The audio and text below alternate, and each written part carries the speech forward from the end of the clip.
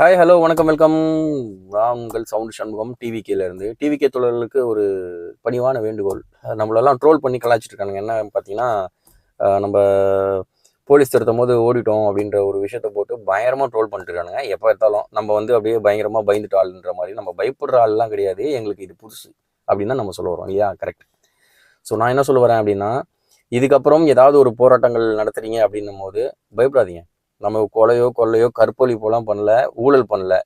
நம்ம வந்து மக்களுக்காக போராடுறதுக்காக நம்மளோட கட்சி கொடியை ஏந்திட்டு நம்ம அந்த போராட்ட களத்தில் நிற்கிறோம். ஸோ அப்படின்னும் போது போலீஸ்காரங்க நம்ம அடக்க ஒடுக்க முயற்சி செய்தாலும் அங்கேயே நில்லுங்க.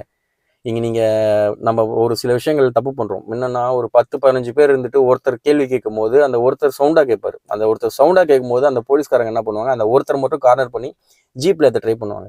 அப்படி ஜீப்பில் ஏற்ற ட்ரை பண்ணும் போது நம்ம என்ன பண்ணுறோம், அப்படியே பேக்கில் போயிடுறோம். அந்த ஒருத்தர் மட்டும் விட்டுட்டு அந்த ஒருத்தர் மட்டும் நம்ம விட்டுட்டோம் அப்படின்னா அவரால் அதுக்கப்புறம் களப்பணி செய்ய முடியாது. ஏன்னா கேஸு கோர்ட்டுன்னு அவர் சுற்றிட்டு இருப்பார்.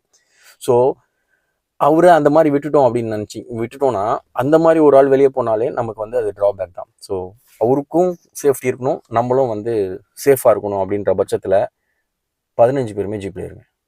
15 பேர் மேலேயும் கேஸ் போட்டோம். என்ன கேஸ் போட்டு நம்மளை தூக்கு மேடையில் ஏற்றிட போகிறாங்க. ஸோ ஒற்றுமை தான் பலம். அதனால் இதுக்கப்புறம் நம்ம எடுக்க போகிற போராட்டங்களில் யாராவது ஒருத்தரை கார்னர் பண்ணி கூப்பிட்டு போகிறாங்க மாதிரி இருந்தால் தயவு செஞ்சு கூட இருக்க அனைத்து பேருமே அந்த இருக்க காவல்துறை வண்டியில் ஏறுங்க, எங்கள் மேலேயும் சேம் கேஸ் போடுங்கன்னு சொல்லுங்கள். தப்பு இல்லை. என்னடா ஒருத்தர் அரெஸ்ட் பண்ணுறாங்க, ஒருத்தர் அரெஸ்ட் பண்ணுறதை விட்டுட்டு நீங்கள் இந்த 15 பேரையும் ஏறிடான்னு சொல்கிறானே அப்படின்ற மாதிரிலாம் யோசிக்காதீங்க. அந்த ஒருத்தர் அரெஸ்ட் பண்ணி என்ன மாதிரியான கேஸை வேணால் போடலாம். நம்ம வந்து போராட்டம் செய்கிறோம் அப்படின்னும் போது ஒரு மக்கள் பணிக்காக தான் அந்த விஷயத்தை நம்ம முன்னெடுக்கிறோம்.